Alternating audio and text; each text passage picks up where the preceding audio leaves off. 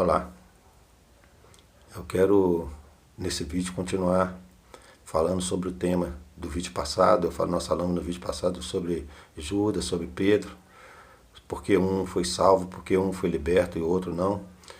E esse o motivo que nós falamos foi porque Pedro se arrependeu e Judas teve remorso, e o remorso levou Judas a tomar aquela atitude drástica. Eu quero continuar falando nesse tema porque é um tema muito importante para nós sabermos discernir quando nós aproximamos de Deus, né? Quando nós tentamos nos aproximar de Deus, se nós estamos tentando aproximar com atitude de arrependimento genuíno ou de remorso. Eu quero ler um texto que está lá na Bíblia, no 2 Coríntios capítulo 7, no versículo 9 e 10, quando Paulo escreve ali aos irmãos em Coríntios, falando sobre isso. Eles estavam tristes, porque eles estavam em algum erro, algum pecado, né? A carta aos Coríntios era uma igreja que tinha pessoas muito problemáticas, e Paulo estava sempre trazendo a essas pessoas uma reflexão sobre os seus erros, sobre o seu pecado, né? Mas Paulo não fazia isso para que eles tivessem remorso, mas sim arrependimento. E olha o que Paulo escreve em 2 Coríntios 7, versículo 9 e 10. Agora me alegro, não porque vocês foram entristecidos, mas porque a tristeza os levou ao arrependimento. O que Paulo está dizendo? Olha, eu não falei essas palavras para vocês, apontando o erro de vocês, para que vocês ficassem entristecidos, mas para que essa tristeza os levasse ao arrependimento. Olha que coisa maravilhosa que Paulo está falando em relação ao arrependimento que agrada a Deus, né? Pois vocês se entristeceram como Deus desejava. A tristeza, segundo Deus, ela produz um arrependimento que leva à salvação, e não ao remorso. Mas a tristeza, segundo o mundo, produz a morte. Então aqui em 2 Coríntios 7, versículo 9 e 10, você vai ver bem claro a diferença ao arrependimento e ao remorso. O remorso é um sentimento do mundo, que a pessoa pensa que não tem jeito mais, aí o que ela faz? Ela toma atitude drástica, né? Ela toma atitude pior ainda. A pessoa está na droga ou em algum vício de adultério, qualquer vício. Não, eu tenho que continuar, que para mim não tem jeito. E aí acontece aquilo que a Bíblia diz, um abismo puxa outro abismo, né? Mas a tristeza, aquela que Deus quer causar em nós, é uma tristeza para nos aproximar dele, que leva ao arrependimento. É o que Paulo diz aqui no final do versículo 9, pois vocês se entristeceram como Deus desejava. Qual é a tristeza que Deus deseja? A tristeza que você quer sair daquela situação. Mas não é sair daquela situação de uma forma drástica, como Pedro fez. É sair daquela situação procurando a Deus, buscando os conselhos de Deus, né? O conselho de Deus. Então eu quero continuar falando nesse tema arrependimento e remorso, porque são dois sentimentos totalmente opostos, como eu disse no outro vídeo. E o arrependimento, ele produz salvação, ele produz libertação, ao contrário do remorso, que produz morte, que produz angústia, né? E hoje agora eu quero falar sobre o arrependimento e remorso, que muitas pessoas às vezes fazem uma comparação que não é bíblica, que não é o que está escrito na Bíblia, né? Quem peca muito, né, nem tem jeito para ele. Faz a comparação que remorso, que às vezes a pessoa tem tanto remorso porque pecou muito. Olha para você ver Pedro e Judas. Nós falamos ali no outro vídeo, no vídeo anterior, dos pecados de Pedro, do pecado de Judas. Não foi questão de quem pecou mais ou menos, foi questão de uma atitude depois que um arrependeu-se e outro não. Então, quando a gente fala de arrependimento e remorso, não tem nada a ver com o tamanho do pecado. Eu quero provar isso para vocês na Bíblia, né?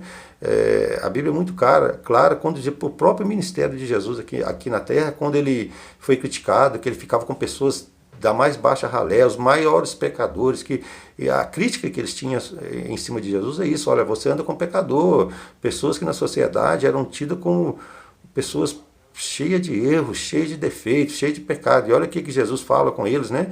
Lá em Lucas 5, no capítulo 5, versículo 31 e 32, ele diz assim: não são os que têm saúde que precisam de médico, mas sim os doentes. Eu não vim chamar justo, mas pecadores ao arrependimento.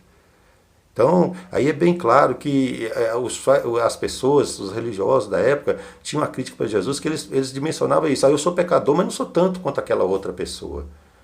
E por isso, eles não tinham um arrependimento genuíno. Por isso, o que eles tinham, às vezes, pelos seus erros, era remorso, não um arrependimento genuíno. E Jesus foi bem claro quando ele falou que remorso e arrependimento não tem nada com o quantitativo de pecados, se você pecou mais ou se você pecou menos.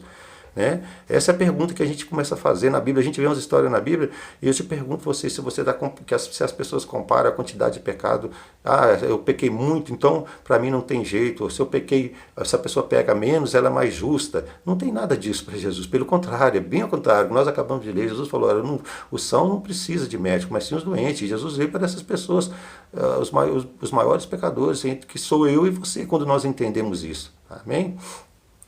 E aí vem uma pergunta, faço a pergunta, quem tinha mais pecado?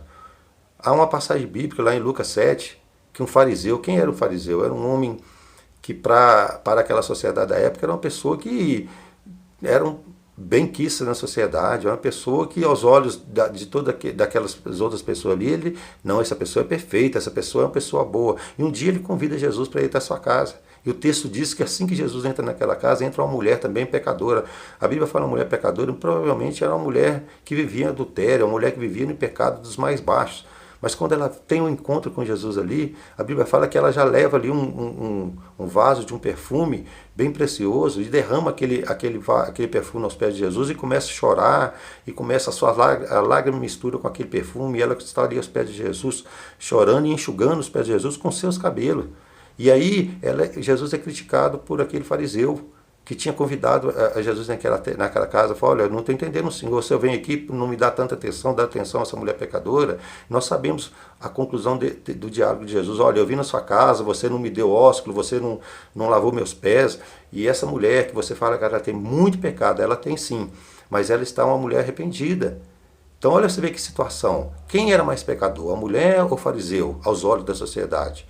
Claro que era o fariseu, que era a mulher. Mas para quem Jesus disse essas palavras? Então Jesus disse a essa mulher, no versículo 48 de Lucas 7, mulher, então disse Jesus a ela, seus pecados estão perdoados. Outro exemplo disso, Davi e Saul, 2 reis de Israel.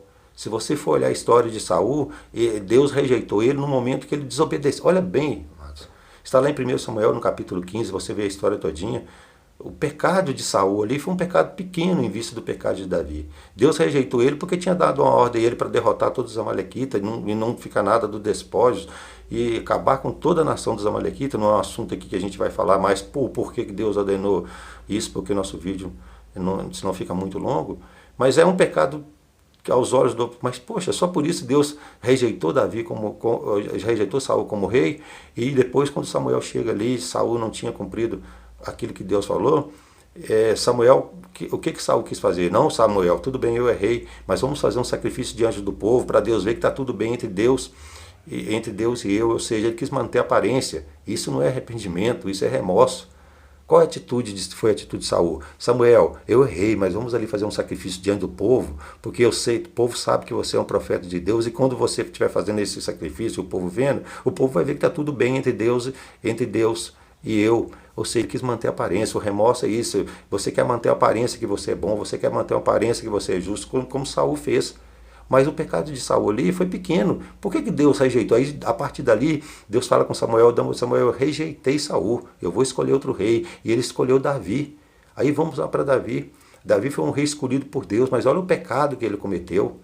O pecado todo conhecido no mundo todo hoje. Davi, o rei, aquele homem escolhido por Deus, ele adulterou com uma mulher casada, ele matou por causa dessa mulher, desse adultério, porque essa mulher engravidou, ele matou o seu marido, ele cometeu pecados muito piores do que o de Saul. Qual foi a diferença de Davi e Saul? Porque Davi, quando ele foi confrontado com o seu pecado, está lá em 2 Samuel, se não me engano, capítulo 16, capítulo 17, quando ele foi confrontado pelo seu pecado, pelo profeta Natan, que Deus mandou ali a sua casa para confrontá-lo, ele reconheceu que ele errou. E ele falou assim, olha, eu não errei, eu não vou ficar envergonhado por causa do meu pecado diante do povo, porque mais envergonhado eu estou diante do Senhor. Aí ele diz aquela frase que, por isso você entende o que é a diferença de pecado e remorso. Eu pequei contra o Senhor. Ele não falou assim, eu pequei contra o meu reino. Não, eu pequei contra o Senhor. Então essa foi a diferença. O pecado de Davi foi bem maior, mas muito bem maior. Mas ele teve uma atitude de arrependimento genuíno. Então não é a quantidade de pecado, não é o pecado que você cometeu. É a forma como você chega até Deus para pedir perdão desse pecado. Se você está com remorso ou se você está com arrependimento. Então não tem nada a ver, pecado e arrependimento, remorso e arrependimento não tem nada a ver com o tamanho do pecado, né? E olha para você ver o galardão que Davi teve por isso. A Bíblia diz lá em Atos 13, o apóstolo Paulo falando de toda a história de Israel, quando ele vai se referir a Davi, no versículo 22 diz assim: e Deus achou em Davi um homem segundo o seu coração. Saul pecou muito menos, Deus rejeitou. Davi, o pecado de Davi foi muito maior, e Deus disse sobre ele: eu não, achei em Davi um homem segundo o meu coração. Você está vendo o que importa para Deus é o arrependimento? É claro que Davi depois não continuou cometendo esses mesmos pecados, ele foi arrependido, ele cria, durante essa crise de arrependimento dele, genuíno, ele faz o Salmo 51, depois você lê no sarcasmo o Salmo 51 todo, esse Salmo 51 reflete o espírito de Davi que estava, como ele estava depois do pecado, que ele foi confrontado pelo profeta Natan, pelo pecado de que ele tinha cometido. Olha que palavras que saem ali daquele salmo, do salmo mais bonito. Cria em mim, Senhor, um coração novo. Pequei contra ti, Senhor, somente contra ti eu pequei. Lava-me e tornarei puro, Senhor, se o Senhor me lavar. E ele fala lá também no Salmo 51, sacrifícios agradáveis a ti, Senhor. Não é como Davi, não é como Saul queria fazer, chegar e levar o profeta lá para matar um animal. Ele diz assim, sacrifícios agradáveis a ti, Senhor, um coração quebrantado e pungido e contrito. É este que é um sacrifício agradável a ti. Olha que diferença, né, de arrependimento e de remorso. E eu quero concluir, amados, falar para vocês como Deus vê o remorso. Como Deus vê o remorso, com a pessoa que está com remorso. O remorso para Deus é comparado com a soberba, porque a pessoa está tentando não se entregar para Deus e falar assim, olha, eu mereço isso, eu fiz isto. A pessoa está tentando justificar seu erro porque ela se acha perfeita. Então, o remorso para Deus, ele é tido como soberba, e Deus abomina a soberba. Lá no Salmo 138, no versículo 6, diz o seguinte, embora esteja o Senhor nas alturas, o Senhor olha para os humildes, mas de longe ele reconhece os arrogantes, os soberbos. Então, meu amado, vamos tomar atitude. Muitas vezes a gente pergunta, por que minha coisa não está dando certo? Eu aceitei Jesus, eu batizei, eu passei pelas águas, mas porque nosso coração não foi invadido ainda pelo arrependimento genuíno. Às vezes a gente encontra pessoas que estão anos dentro da igreja, mas não teve esse arrependimento, se acha ainda justo, se esquecendo que Jesus não veio para o justo, ele veio para o mais miserável pecador. Paulo fala que fiel é a palavra digna de toda aceitação, que Jesus Cristo veio ao mundo para salvar os pecadores, e olha o que Paulo diz, dos quais eu sou maior. Lá em Romanos 7, Paulo fala, eu sei que bem nenhum em mim habita. É para essas pessoas que Jesus veio, e que nós possamos ter esse sentimento no coração, porque esse sentimento é que agrada a Deus. Esse sentimento é um sentimento de humildade. E como eu disse aqui, Deus abomina a soberba. Aos humildes, como está escrito no Salmo 138, ele, apesar dele estar nas alturas, o Senhor olha para os humildes. E de longe ele reconhece os arrogantes. Então vamos tomar a atitude de ter arrependimento genuíno, porque senão cada dia nós estamos comportando como Judas. Nós criticamos tanto a Judas, mas estamos como Judas. Essa palavra, ela serve para mim, gosto sempre de falar, não estou falando para você só, estou falando para mim. Eu digo sempre isso e devia ser assim com todos. Comigo é, quando eu estou pregando a palavra, quando Deus coloca a palavra no meu coração, primeiro ela está fazendo efeito em mim. Porque eu também preciso ser mudado a cada dia pelo Espírito Santo.